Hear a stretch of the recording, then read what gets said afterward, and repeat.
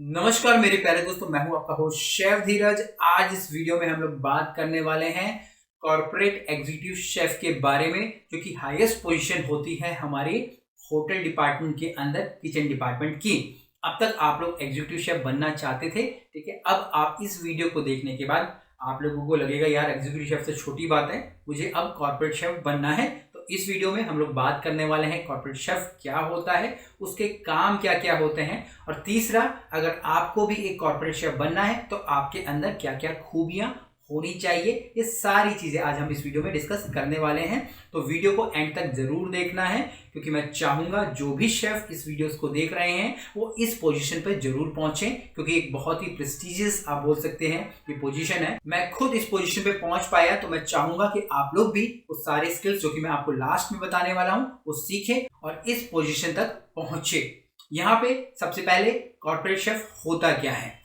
अब मान लीजिए कई सारे होटल्स हैं, हर किसी का अपना अपना हेड शेफ होगा या फिर एग्जीक्यूटिव शेफ होगा, बट कई सारे और भी बड़े होटल्स होते हैं या ब्रांड्स होते हैं जिनके एक ही सिटी के अंदर कई सारे होटल्स होते हैं, कई सिटी के अंदर कई सारे होटल्स होते हैं। हर किसी में एग्जीक्यूटिव शेफ तो होता ही होता है, बट उन सबको मैनेज करने के लिए एक और शेफ रखा जाता है जो कि उनके साथ कोऑर्डिनेट करता है। उसको हम लोग कॉर्पोरेट शेफ कहते हैं। आप बोल सकते हैं एग्जीक्यूटिव शेफ के ऊपर जो भी शेफ होगा और जो अलग अलग होटल्स को मैनेज कर रहा होगा सेम ग्रुप के, उसको हम लोग कॉर्पोरेट शेफ बोलेंगे। अगर आप एक होटल मैनेजमेंट के स्टूडेंट हैं और अपनी स्किल्स और भी ज़्यादा इन्हांस करना चाहते हैं तो आप हमारी जो बुक्स हैं, प्रोग्राम्स हैं, वो इनरोल कर सकते हैं। चाहे आप कॉन्टी के शेफ़ है, चाइनीज़ के शेफ़ है, तंदूर के शेफ़ है, इंडियन के शेफ़ हैं, किसी भी कुजीन से रिलेट करते हैं तो आप हमारी जो ई बुक्स हैं, हमारे कोर्सेज ले सकते हैं और अपने स्किल्स को और ज़्यादा सुधार सकते हैं। नीचे डिस्क्रिप्शन के अंदर लिंक दिया गया है। अब यहाँ पे जो काम होता है हमारे जो कॉर्पोरेट शेफ का, सबसे पहला होता है कि भाई जो भी एग्जीक्यूटिव शेफ है या हेड शेफ है अलग अलग रेस्टोरेंट्स के, होटल्स के, उनकी हायरिंग करना सबसे मेजर काम उसका ये होता है। दूसरा, उनको ट्रेन करना अपने हिसाब से, कंपनी के पॉलिसी के हिसाब से, ताकि कंपनी को ज्यादा से ज्यादा रेवेन्यू मिले, या फिर जो भी पॉलिसीज बनाई गई हैं उस शेफ के द्वारा प्रोडक्शन डिपार्टमेंट को लेके, उनको वो सारी की सारी चीजें प्रॉपरली फॉलो हो रही हो।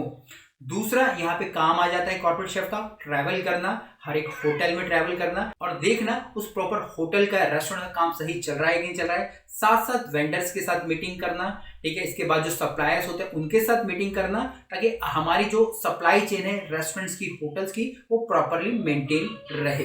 तीसरा यहाँ पे काम आ जाता है कॉर्पोरेट शेफ का, वो है क्रिएटिविटी वाला। जैसे कि मान लीजिए जो भी करंट ट्रेंड चल रहे हैं मार्केट के अंदर, उनके साथ अपडेटेड रहना और वो सारे के सारे जो ट्रेंड्स हैं, नए नए तरीके हैं, उनके अपने हिसाब से अपने बिजनेस के अंदर इंप्लीमेंट करना, ताकि बिजनेस है जो हमारा, जिस भी होटल के वो काम कर रहे हैं, वो एकदम आप बोल सकते हैं ट्रेंड पे रहे और ज्यादा से ज्यादा बिजनेस को वहां पे प्रॉफिट हो। इसके साथ साथ उनका ये भी काम हो जाता है, जो मार्केट प्रोफेशनल्स हैं कंपनी के, या फिर जो बाहर से एजेंसी हायर्स करते हैं, वेंडर्स होते हैं स्पेशली मार्केटिंग के लिए, उनके साथ कनेक्टेड रहना, नई नई प्रमोशनल एक्टिविटीज करना, ताकि ज्यादा से ज्यादा रेवेन्यू जनरेट किया जा सके और नई नई चीजें करी जा सकती कस्टमर के लिए, ताकि कस्टमर भी अपडेटेड रहे, सेटिस्फाइड रहे और ज्यादा से ज्यादा जो रेवेन्यू है वो होटल को या रेस्टोरेंट को मिल पाए। इसके बाद जो काम आ जाता है कॉर्पोरेट शेफ का, वो आ जाता है भैया जो नए नए मेन्यूज हैं उनको इंप्लीमेंट करना, जो पुराने वाले हैं उनको रिप्लेस करना, नई डिश लाना, उनकी जो भी रेसिपीज फाइल है उनको अपडेटेड करना, नई नई इमेजेस है उनको सेट करना, अगर किसी होटल के साथ कॉन्ट्रैक्ट है वो सारे के सारे अपडेट करना। तो ये सारी की सारी चीजें चलती रहती है। कहने का मतलब है फूड से रिलेटेड जो भी चीजें होती हैं वो उनके द्वारा ही इंस्ट्रक्ट की जाती हैं, और वही इंस्ट्रक्शन हर एक होटल में जो भी उनके अंडर आता है, रेस्टोरेंट में जो भी उनके अंडर आता है, वो वहां पे पूरी की पूरी हो रही होती हैं। और यहाँ पे सबसे लास्ट में आ जाता है कॉर्पोरेट शेफ का काम, जो भी पेरोल्स है, मतलब जो भी उनके डिपार्टमेंट में सैलरी जा रही है उनको ओवरऑल चेक करना कि भैया कहीं ज्यादा तो नहीं हो रही, कहीं पे जो स्टाफ की कमी तो नहीं है, हायरिंग तो ज्यादा नहीं हो रही है, जो भी रेवेन्यू जनरेट हो रहा है, जो भी उनकी फूड कॉस्ट है, ये सारी की सारी चीजें, मतलब जितने भी पैसे से रिलेटेड काम है, खासकर प्रोडक्शन डिपार्टमेंट से, उनको सारा का सारा ओवरऑल चेक करना होता है, क्योंकि वही बाद में लास्ट में रिस्पॉन्सिबल हो जाते हैं अपने किचन डिपार्टमेंट के लिए या फिर अपने F&B प्रोडक्शन और सर्विस डिपार्टमेंट के लिए। तो आप देखेंगे कितना ज़्यादा इंपॉर्टेंट रोल है यहाँ पे कॉर्पोरेट शेफ का किचन के अंदर एक होटल्स के लिए। तो अब आप लोगों के मन में भी आने लग गया होगा कि भैया मुझे भी बनना है। तो यहाँ पे अगर आप भी चाहते हैं कॉर्पोरेट शेफ बनना, तो मैं आपकी जर्नी को थोड़ा सा आसान बनाना चाहूँगा।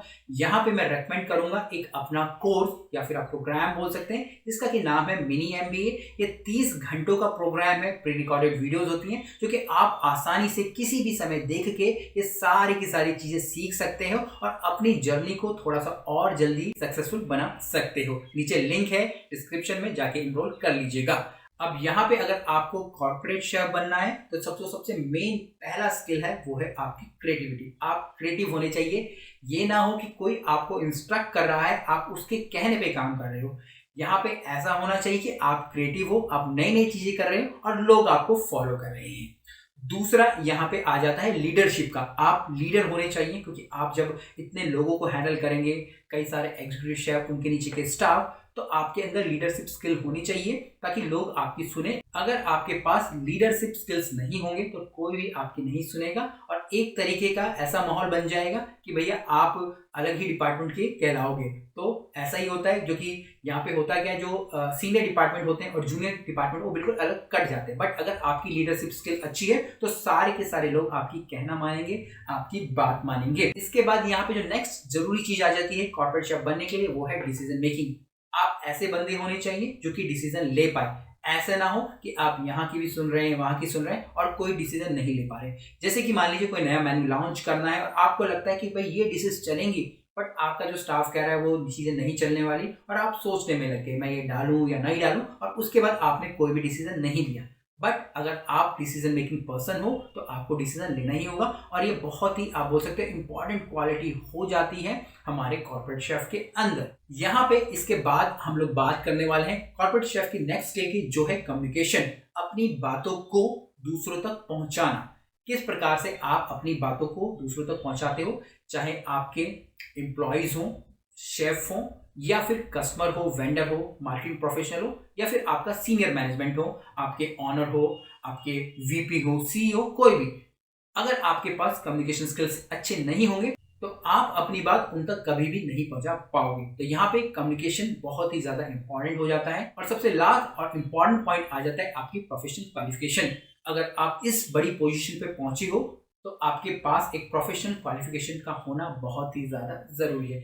बिना प्रोफेशनल क्वालिफिकेशन के आप यहाँ तक नहीं पहुंच पाओगे। तो मेरा मानना है, या इंडस्ट्री का रूल है, तो प्लीज आप जिस भी सिचुएशन पे हैं आपको अपने डिप्लोमा, डिग्री वगैरह पूरे कर लें अगर आप स्टूडेंट हैं, या अगर आप ऑलरेडी इस प्रोफेशन में हैं तब भी आप चाहें तो किसी प्राइवेट इंस्टीट्यूट्स के अंदर जाके अपनी डिग्री, डिप्लोमा पूरे कर सकते हैं और इस जर्नी को, ठीक है, थोड़ा सा और आप बोल सकते हैं आसान बना सकते हैं कॉर्पोरेट शेफ की जर्नी को।